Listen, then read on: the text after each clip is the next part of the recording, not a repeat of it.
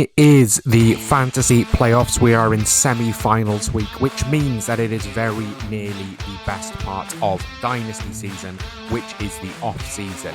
I have started my rookie process now. In this video, I'm going to take you through my top 5 at each of the 4 positions and then look at my current rankings for the first round in a SuperFlex rookie draft. Let's get into it.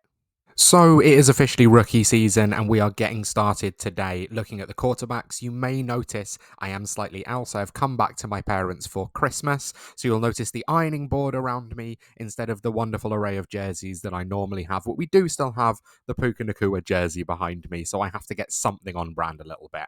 We are going to kick off with the quarterback position, and we know that it's not as high of an upside quarterback position this year as it has been for the last few years, but there are definitely some really nice pieces here. And when we're looking at Superflex, there's definitely an argument about when we need to be taking them.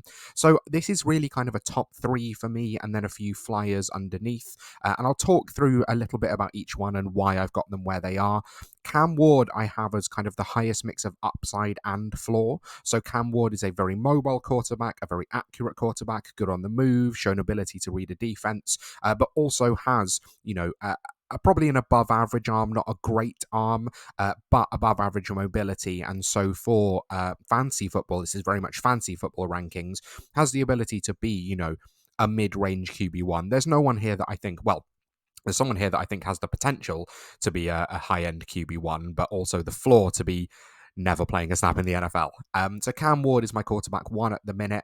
Shedeur Sanders is probably the best quarterback in the draft, but when you're looking from a fantasy perspective, he doesn't have that mobility, he doesn't have that big arm, very much kind of incredible football IQ, incredible intelligence, incredible ability to read a defense and make quick throws with a quick release, but isn't really going to be able to put up those huge higher numbers. Now, I'm going to do some Dynasty theory videos over the summer to talk about how you potentially think about how you draft these players rather than just a flat rankings, but this is just a flat rankings for the time being.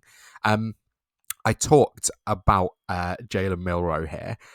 So Milroe is the highest upside player potentially in the draft. That might not be true, but at the quarterback position for sure, he is an incredible athlete, and we've seen that at Alabama this year. The problem is he's not really a quarterback just yet. He doesn't have that accuracy. He doesn't have that touch. He struggles when he has to hold onto the ball for too long and read a defense. He's definitely not someone able to go, 1, 2, 3, release. It's more 1, nope, run, which is fine at the college level, but you're going to struggle with a lot more at the NFL level. So there's an argument that Milroe could end up as the 101 in this class if he sort of gets taken with top 10 draft capital, or if he's taken to a spot where we think he potentially could learn for a year, which I think is going to be best for him to develop. But, he has the highest upside of any quarterback in this draft. At number 4, I have Carson Beck. This would have been Drew Aller before he went back to Penn State. Carson Beck is very much, in the pocket passer statue mold, so I think he's accurate. I think he's got a good arm, but I think the upside just isn't really there. We don't see too many, statue quarterbacks succeeding these days in the NFL. And then at number 5, and I think this is probably a name that you might not see too much elsewhere, or you'll see too much elsewhere, maybe not in the top 5. I really like Jackson Dart out of Ole Miss. I actually debated having him over Carson Beck, and he might get there later on into the season. He's accurate, he's good on the move, he has a very quick release. The problem currently is that the Ole Miss offense doesn't play a pro style. It's very QB friendly, so the offense... It's not to say, and this is something you'll hear a lot around scouting processes this offseason, just because we haven't seen him do it doesn't mean that he can't do it, but we also haven't seen him run a pro offense yet. But he's good on the move, he's very versatile, good mix of arm angles, and good mobility as well, not to the level of Milroe, but Jackson Dart definitely could be someone that could have a future in the league. Probably isn't going to get that day 1 draft capital though, which I think definitely the top 3 here, potentially even the top 4 are likely to get. So moving on to the running backs, Ashton Jeanty is my running back 1, but what a class this is. This is so different to last year. I'm not going to talk too much about Ashton Jeanty. We know that he's generational. We know that he potentially should have won the Heisman last week. He, absolute 3-down skill set, elite contact balance, elite ability to break tackles, breakaway speed, vision, patience, everything that you want in a running back. But there's not too much to talk about with Astringenti because we know everything about him. But then 2 to 5 is a really flat tier at the moment, and there's really liable to change. Draft capital and landing spot will probably help quite a lot here. So currently at the running back 2 position, I have Quinshon Judkins, one of 2 Ohio State running backs that I have here, which is a really surprise that they were both on Ohio State last year. Judkins, I think, is absolutely electric. I think he has a really good frame, the potential to be a workhorse, really good vision and patience, and quite natural hands. I think potentially the issue is that I think he relies a little too much on his physicality, so that will be interesting to see how it translates to the NFL, whether or not he, when he's actually as good of an athlete as everyone else on the field, whether that still translates, although he's actually not as good of an athlete as the other running back we're going to talk about at RB5. Then my RB3 is Amarian Hampton. He's an absolute freak as a downhill runner. So he's 6 foot 220. Really good vision in the open field as well, but very much north to south. Really good tackle breaker and really good at falling forwards. Quite similar to the next running back, actually. The one thing I'd say about him is that the hands are maybe a little inconsistent. It's not someone who naturally flashes the hands, but you can see kind of taking a couple of seconds or taking a second or so to actually secure the ball, first of all, which is fine, but is not someone that you see, as a natural hands catcher.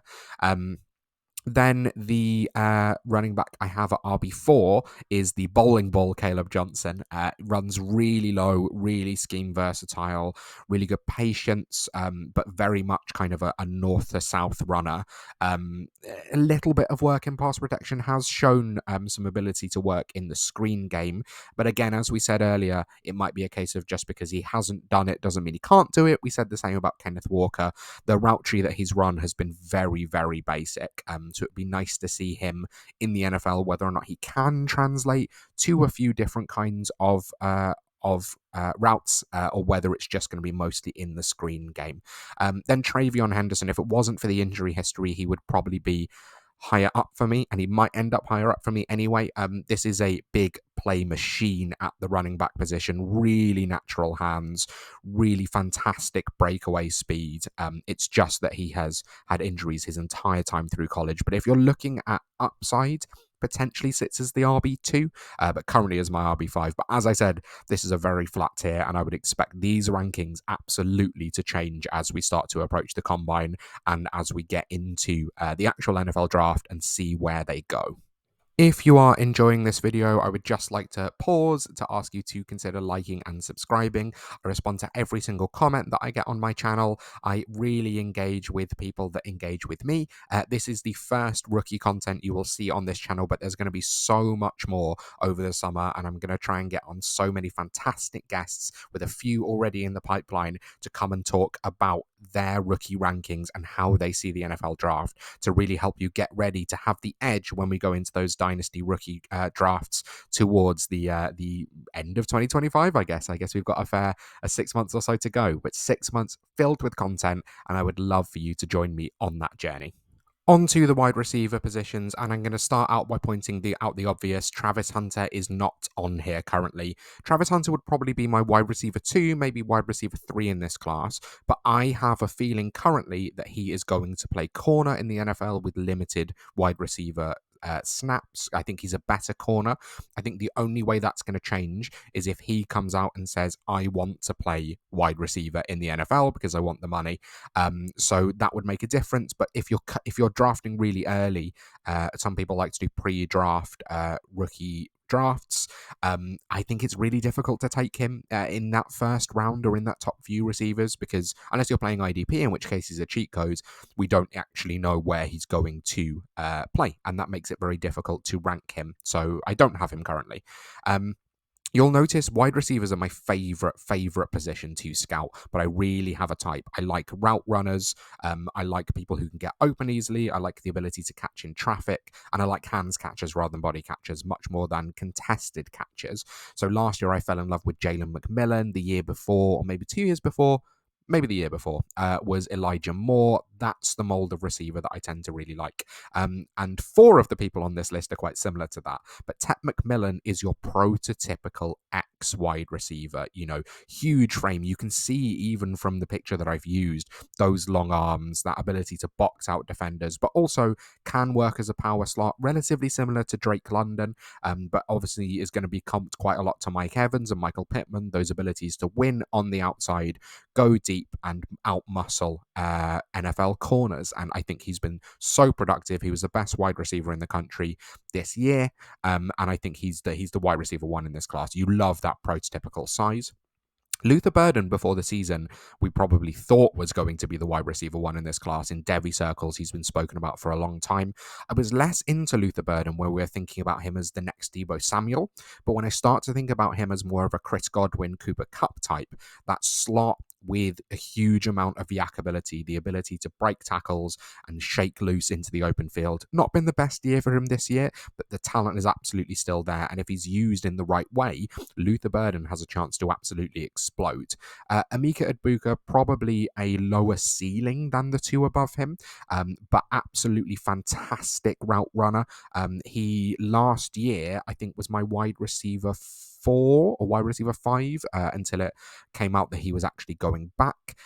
So I really, really like him. Again, very, very clean route runner, great ability to win in space, great ability to catch the ball away from his body, good athletic tools as well. So someone that I really like. My wide receiver 4 is Xavier Restrepo. Now, he is going to be a slot-only player because he is not a particularly large man. But again, great route running, decent ability to get separation, good release package off the line, someone that I really enjoy watching. And finally, Isaiah Bond. Now, this one, potentially a little up for grabs, reminds me a fair amount of Xavier Worthy, but probably not quite as fast. But I think from him, I've seen a lot of ability to have yards after the catch if he can catch the ball underneath.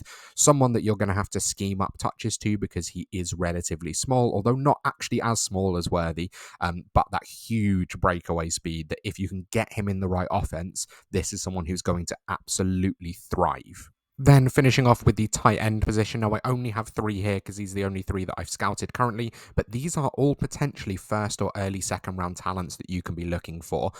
All really succeed in their own way, all very strong in the passing game.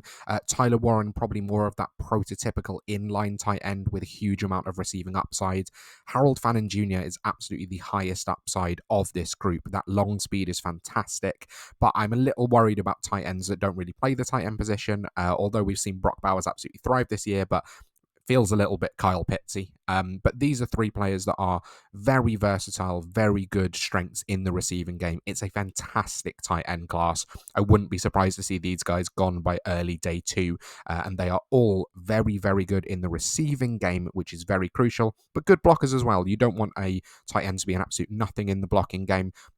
I don't have too much about these 3. This is my top 3 currently, but I'm so early into my process that I will keep going on these and get more out to you when I have continued scouting them a little bit further. But I wanted to make sure that I shared my top 3 with you at the time of asking. So this is where I currently am with the first round of a SuperFlex rookie draft. You can see I have Ashton Genty at the 101. Currently, this is quite similar to the Bijan Robinson year. It's really going to be a question of positional value, but with the quarterbacks being slightly lesser, I think this is going to be a really difficult one. I have that top 4 as quite a flat tier, so I can see that really changing around. Potentially just the top 3 as a flat tier. I'm not 100% sold on Shedeur as a fancy asset just yet. Then if you look further down, Luther Bird as my wide receiver 2. You can see Jalen Milroe at 107. This is someone that is potentially going to shoot up boards. Like if he lands in the right spot, if he went to the Rams, which I'd absolutely love to develop behind Matthew Stafford and look towards 2026, he'd probably drop in Superflex rankings, but he would absolutely go up in mine. I'd love for him to sit and learn and develop the tools for a year, or develop the IQ and the ability to read a defense and the accuracy for a year before starting, but he could absolutely break fantasy football if he can piece it together. So I'd be very interested to see that. You can see that it's a lot of running backs and wide receivers in this first round with those three quarterbacks as well. And currently I have Tyler Warren at the 112. This is in a tight end premium, but that is potentially subject to change. I am going to keep doing these rankings videos as and when I continue my scouting process and when I continue to update my rankings. You can see and I can track how things change, and I'm going to do rise and fallers from my process as we continue on down the line. But this is currently where I am in terms of the first round of a SuperFlex rookie draft. That is going to do us for today. Let me know in the comments down below what you loved, what you hated, what you think I've got completely wrong, anyone that you think I need to be focusing on that I haven't mentioned already. I really appreciate all of the engagement, even if it's you telling me that you think I'm an idiot and why have I not mentioned so and so in my top 5 rankings. This is just the start of the rookie content this offseason. There's going to be so much more as I continue scouting and as I look potentially to get a big board out later down the line. So I would love your feedback and your comments, your engagement, your likes, your subscribes, your love, your money, your wives.